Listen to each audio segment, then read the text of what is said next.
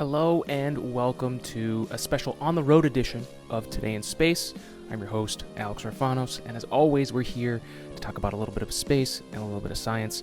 Since I'm on the road and since there really wasn't a lot of time to pack and get ready, I just wanted to do a segment of thoughts from an engineer, basically. Just throw my thoughts on what's going on in the world right now.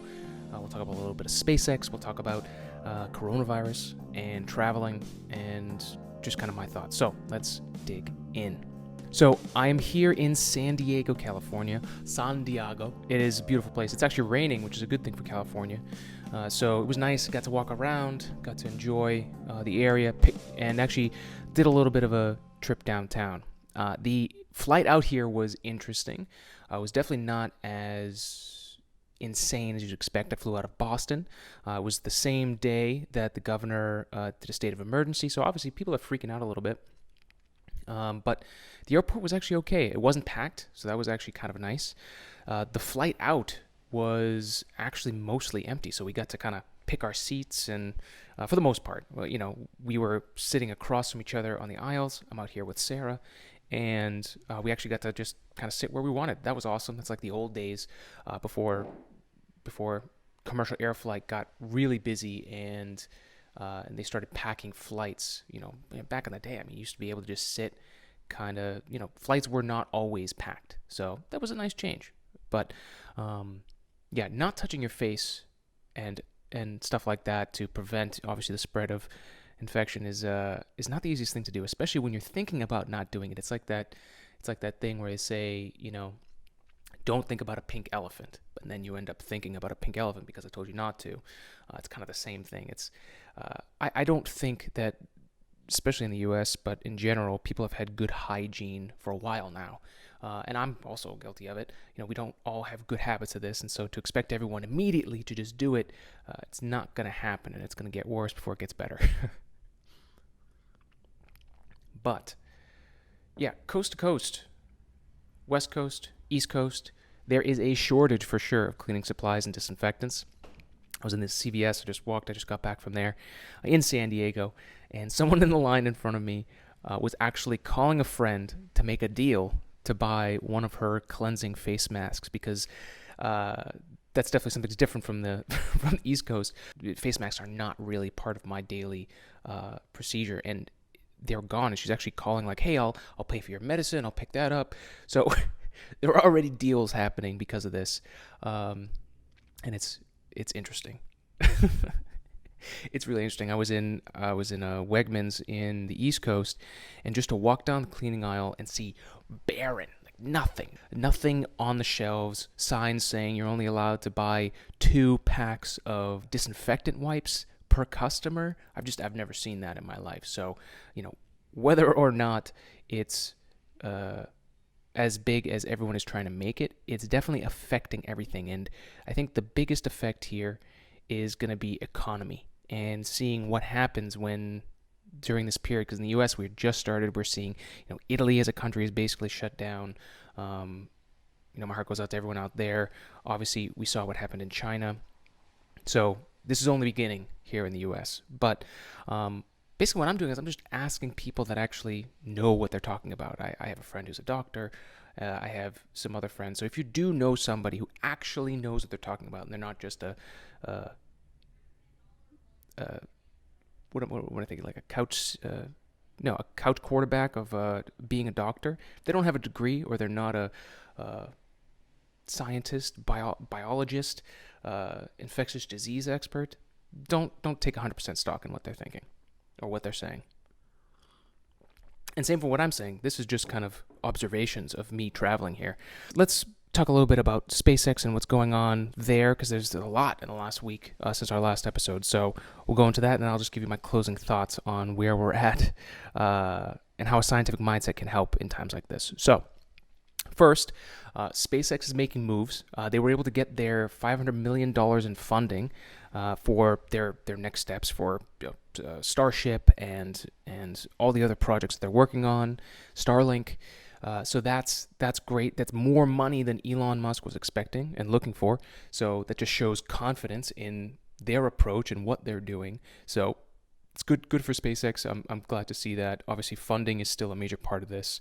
SpaceX being slightly more of a unicorn because they're able to do things like Starlink and their own commercial launches to make money to do things like SpaceX and stuff like that, like Starship, and develop new technologies. So that's great. Congratulations to SpaceX for acquiring that funding. Next, SpaceX is still on track to send the first human mission on board the Crew Dragon Demo 2 flight in May, which is insane. I mean, we can still expect delays that could happen, but everything is looking good according to Gwynne Shotwell. And I mean, wow, we as early as May, we may be able to get Demo 2, which is amazing. The first human flight for SpaceX and the first launch of astronauts from American soil for the first time since 2011, the space shuttle. So that's pretty amazing. Next, if you are in Houston, or if you do plan on going to the Space Center in Houston, they just installed the Falcon 9 B-1035 first stage rocket at Space Center Houston. So if you do go there, I'm going to have to make another trip out to Houston Space Center to go see this. But it's amazing. You can see they have the grid fins deployed. They have all the scarring on the outside of the rocket from all the landing attempts. And God, it's so cool. It's cool to see SpaceX start laying down these historic moments, and having their rocket at Space Center Houston is such a huge moment for them as a company and the space industry to allow a company as young as that, who's done so much in so little time. It's nice to see this reciprocation of, hey, we're all in this together. It's not just all of us against each other, So that's awesome. So if you do go to Space Center Houston, go check that out. Starship, the SN2. So we talked about it a few episodes ago, but Starship SN1 exploded on the launch pad when they were doing a pressurization test. Apparently, the weld that's holding together the stainless steel sheets that are built up the rocket, one of those welds was imperfect. It blew. SN2, which is the next one, which again, what was that, 2 episodes ago that we talked about that? 2 weeks ago? And they're already at SN2. So it passed the cryo pressure and engine thrust load tests on Sunday, March 8th. So they're steaming forward. It's that fail fast, learn faster. That's their whole mentality, and I fucking love it. It's awesome. And that's all we've got for some space updates.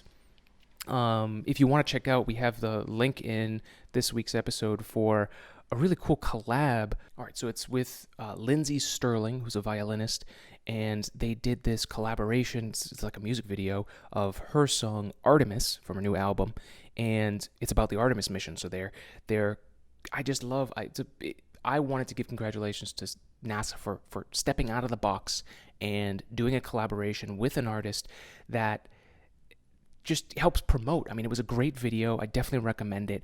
It shows Lindsay Sterling playing the violin and in front of the vehicle assembly base, and they're showing clips of the Artemis mission and explaining part of the science, but they found a really nice balance of art and science, and it was beautiful. Check it out. I love that video. It's now available on our official Spotify playlist, The Space Mix, which if you guys haven't seen it already, go to Spotify, search Space Mix. That is our official Today in Space playlist. So if there's anything space-related, science-related music out there, that's what we're adding here. We've had a lot of new additions, so you can check on our Instagram page at Today in Space Pod. We're posting pretty much every week. We're posting different songs that are being added. We're taking your suggestions. So if you do have any suggestions, hit us up at Today in Space Pod on Instagram or Twitter for those. Also, email us, todayinspacepodcast@gmail.com if you want to add any songs.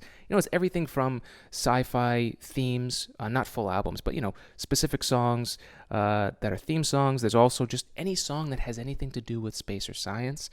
It's up for grabs, guys. So send us your requests. Check out the playlist first and kind of see what's there, give you some ideas, and please send them forward. The playlist is growing. It went from about 3 hours. It's now up to 4.5 hours long. So there's a lot of music. Put it on shuffle and enjoy. Get your Space Jam on. And Space Jam is on there. But I play that every time we get ready for the podcast. That gets me pumped up. So check that out. We're just trying to do new stuff to bring some value to you guys.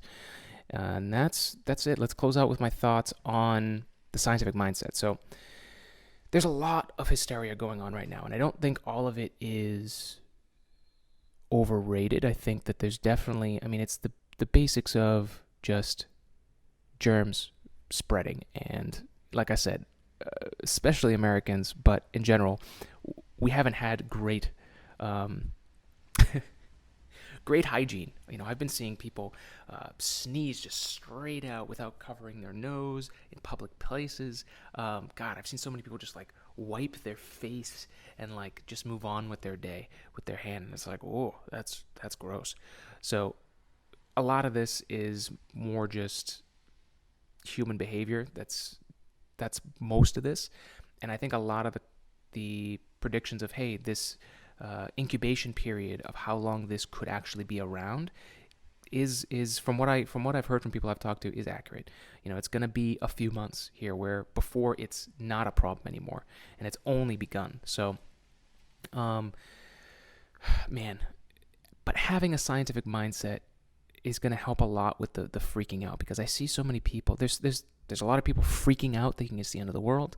There's also a lot of people that are just dismissing this as complete hysteria. It's totally overblown and not a problem at all. I'm in the middle there. I don't think it's as awful as everyone's making it, but I also think that it's only begun. And from what I know, and it's not a lot, but from what I know about how diseases spread, we're only in the beginning here. So, for instance, I'm over here in San Diego. Am I pumped that I'm going into the corona as as it would be? No, I'm not super excited about that, but I need to make this trip, and that's what it is. So, hey, if things get worse, and again, this is worst case, thinking about it scientifically, right? And just thinking about it as, hey, don't sweat it. It's not the end of the world. If flights get canceled and for whatever reason I cannot fly back to Massachusetts, I will rent a car and I will drive it across the country, and we'll have great content. So either way, there's still things to do. The best I can do is, like they're recommending, wash my hands, try not to touch my face, even though I'm pretty sure I've done it a few times on this podcast. That's all we can do, guys. Just take care of yourself, be good to yourself, and like I said, check out the Space Mix. You're probably going to be home. I know I'm probably going to be working from home for a little while here once I get back, so be good to yourself. Check out our Space Mix. Listen to some space jams. Get the space mix in your life. Get some space music. That's at Spotify. And yeah, that's it, folks. Be good to yourself. Stay safe. And that's it. That's it for this week. Thank you for listening and watching. We will see you next week for another episode of Today in Space. See you later.